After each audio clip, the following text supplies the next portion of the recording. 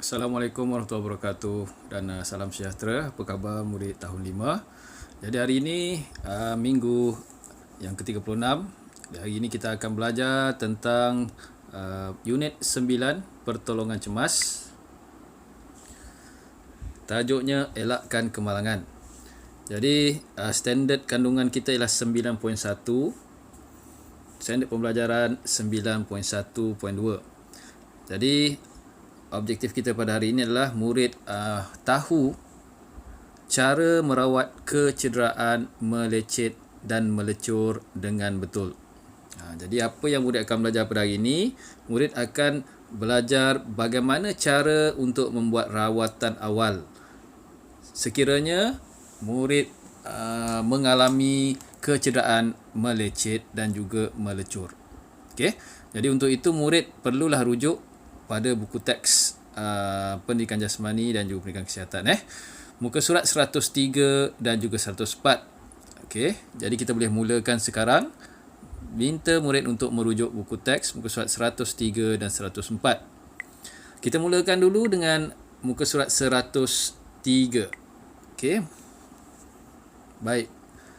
Sekiranya murid mengalami ataupun terjumpa rakan yang mengalami kecederaan melecet, apa bantuan awal yang murid boleh berikan?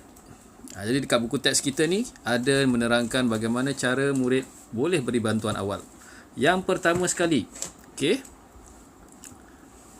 kita tengok pada gambar yang pertama. Murid perlu menghentikan aktiviti jika berasa tidak selesa. Mula-mula bila dah rasa kaki tak sedap, berhenti dulu aktiviti.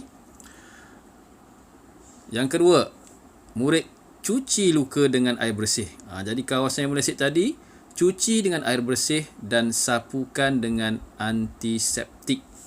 Antiseptik ni dia ubat lah, sejenis ubat. Ubat yang mencegah mikroorganisma daripada membiak. Okay. Bila letak antiseptik, pada luka tersebut dia memang pedih sikit lah. Yang ketiga, bila dah letak antiseptik, murid akan membalut luka dengan plaster ataupun dengan kain kasar. Dengan plaster ataupun kain kasar. Okey. Kadang-kadang dekat plaster tu dia dah ada ubat antiseptik tersebut. Murid cuma lekatkan sahaja. Plaster. Gunakan plaster. Jika perlu, bawa pesakit berjumpa doktor. Sekiranya teruk, bawa jumpa doktor untuk mendapatkan rawatan lanjut. Itu bantuan awal yang murid boleh beri sebelum pergi ke klinik lah untuk mendapatkan rawatan daripada doktor. Jadi ada pesanan kat sini, dia kata jika kecederaan melecet tidak diberikan rawatan dengan segera, bahagian yang melecet akan mengalami jangkitan kuman. Bila dah ada kuman yang menjangkit pada luka tersebut, susahlah untuk luka tersebut sembuh. Baik, itu bantuan awal untuk kecederaan melecet. Bagaimana pula untuk melecur? Sekiranya murid mengalami kecederaan ini ataupun kawan murid, rakan anda mengalami kecederaan ini, bantuan awal yang boleh anda berikan. Yang pertama sekali,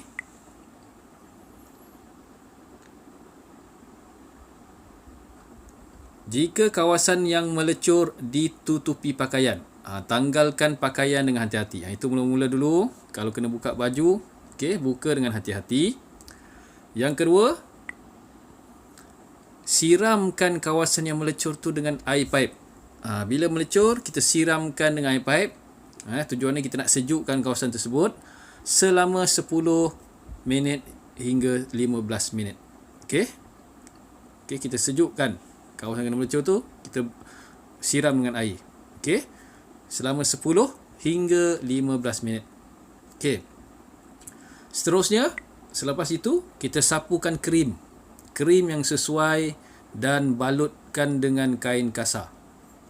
Jika perlu, bawa mangsa berjumpa doktor untuk mendapatkan rawatan lanjut. Kalau dekat rumah kita ni, biasa yang cikgu pernah buat kalau melecur ni, cikgu letak ubat gigi. Tahu ubat gigi? Sebab apa letak ubat gigi tu? Sebab ubat gigi tu dia sejuk.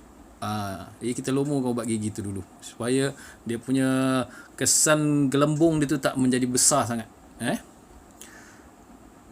Jadi itu cara untuk bantuan awal kecederaan melecur.